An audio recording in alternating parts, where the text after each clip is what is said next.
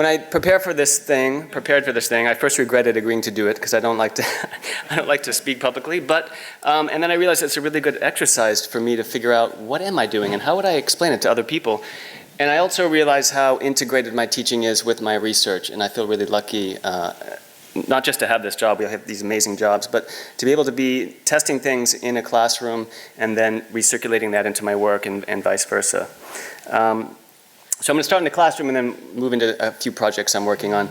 There's this great class we have in the School for the Contemporary Arts called Interdisciplinary Collaboration Composition. It's CA 285. It's a core course for the school: dance, theater, music, visual art, and film, production design, all take it. So it's 40 kids from different disciplines. And they basically make things, figure out how to collaborate with each other, what kind of language to use, and then talk about the work and be critical around composition. One of the things I love about this class and comes into my work a lot is this idea of systems or charts or methodology. The creative process is impossible to explain to anyone. It's just too idiosyncratic. But we have all these tools, and I love the tools. I love the maps. I love the charts and the lists. So we put them on the wall when we're teaching this course, and it becomes this really interesting collage. I also, as an artist, I'm really the most interested in this idea of reframing dance or contemporary dance as a performance or a discipline, filtering it through other disciplines to kind of change some of the ways that we see dance as performance. So I decided to build a website based on some of the tools that we've been developing in this course. And by the way, this course is taught by lots of different people in the school. Miwa was going to teach it actually in the fall. We had someone from music last semester. Sabrina was teaching it, and I had the pleasure of team teaching it last year with Mauricio Pauly, who teaches sound and music here, which is the best way to teach the course when you have a couple different disciplines in the room. So I built this website called Mapping Collaboration, and in it, it's basically a database of tools for teaching across disciplines and for artists and educators. And so I got a couple teaching and learning development grants, which are my favorite grants in the world because they never say no. It's just the only grant that never says no. I keep going back to them, and they keep saying yes. So, and it's great. It feels like it's starting to develop now. I still feel like there's so much to add to it. But an example here is under kind of motif and development, or kind of how you expand an idea, comes from a system by Brian Eno, who was mentioned earlier, and Peter Schmidt. It's a deck of cards called Oblique Strategies. And basically when they were in a place when they're playing music, they weren't sure what to do next, they would just pick a card and it might say, tidy up, or turn it upside down, or take the smallest part and expand it, just to get them out of their creative habits and to move on. So it's these kind of tools that I like to collect as a teacher and an artist. So moving into some projects that were kind of inspired by this idea of reframing dance through other disciplines and using some of those tools. Mauricio Pauly, who I mentioned earlier, I had the pleasure of collaborating with him on a couple projects. And the threshing floor was this idea of how we could figure out how to embody sound. I heard this score that he did called The Threshing Floor in Vancouver. And we were in a room, a wooden room, and the whole room was vibrating with sound. It was really intense. So I could see movement to it, but I was also figuring out how could I get out to the vibrating room and embody the sound that he was creating. So, and I also noticed the score that he had, and we do a lot of score making in this class, and many of us use scores in our teaching and in our professional work.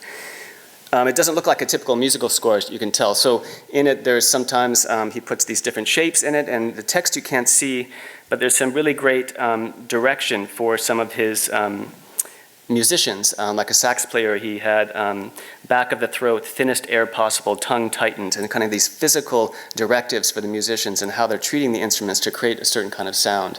Or sometimes it's the pressure of the finger on the membrane of a drum. So I was taking those directives into physical gestures and movement for the dancers. And we also had contact mics on the dancers to get sound from the actual choreography that were happening with the bodies as well. And this is an image of this idea of dragging someone on the floor to kind of get that sense of the membrane and how the musicians were treating some of the instruments. So I also improvise as a performer, as a dance artist, and I try to also figure out how we can embody composition in real time, in performance. And so these are a couple artists I've been working with for many years, Lynn Snelling, who teaches in Alberta, and Michael Reinhardt, who's a musician and photographer and visual artist. So we were trying to work with building scores through experimenting with real-time composition. This is from the studios last summer. And working with materials as well. So we would start with materials. A score might be material, solo, solo, solo, trio, and playing with drawing, objects, sound, and movement. And this is something I experiment with the students quite a bit as well, sometimes just with objects, but also with bodies. Another project, at the end of this semester, we had a huge show here with 22 dancers, a huge scenography team. Myself and two other choreographers collaborated on a piece called Ghost Forest. So taking some of the scores that Maurice and I were kind of experimenting with the undergrads and the grads with collaboration, we brought into this work. And Vlad Rodriguez, who teaches, he's a projection artist who teaches in production and design here. He started with a design-led kind of process where this is how he envisioned the space, and we kind of moved from there.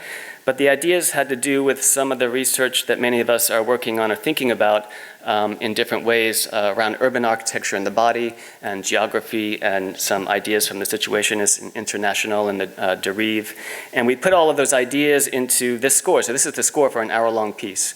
And you can see how some of those ideas are just kind of charted in some kind of a timeline, from domestic to landscape, organic to city, inorganic to nature, and even levels of density. And sometimes we're playing even just with a line of density as a score for making. So figuring out ways of how different disciplines can be in the same room and collaboratively have these kinds of balances through these ideas. The other idea too that is I think interesting about this score was the complex interior, transit, and landscape as kind of landmarks. And we started building from those places with movement, sound, projection.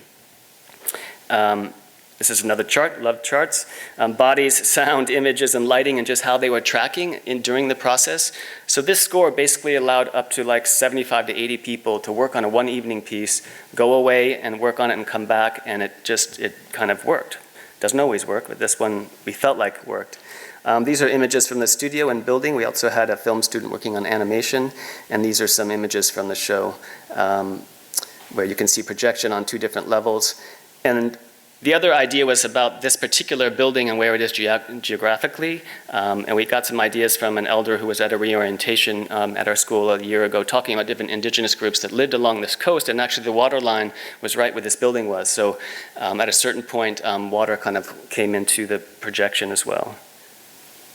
The cool thing about this show too, and what I love trying to create across disciplines, is this idea: you go to a performance and sometimes you're just hearing sound and you're experiencing light, and sometimes it's about the body, and these things can kind of come in and out as different textures. Couple quick projects coming up. Moving Matters wrote a grant to try to work with materials, so thinking about material-led process and instead of starting with the body, kind of changing that hierarchy of how we choreograph. And so I invited a textile artist from Montreal, from Concordia, Joanna, and Megan Woods, who graduated from our MFA. She's a dance artist and costume designer. So we're taking biomaterials, recycled materials, plastics, and fabrics, and figuring out how they move, and then letting that information translate into the body, basically. And we're going to hopefully we'll get that grant and we'll be able to work on it. We'll probably figure out a way anyway. And lastly, I'll be working with some text as material, which I've been working on for years with different actors and performers. The Dumbwaiter by Harold Pinter with two graduates from the program. Okay, I think that's time. Thank you. Thanks for your patience too.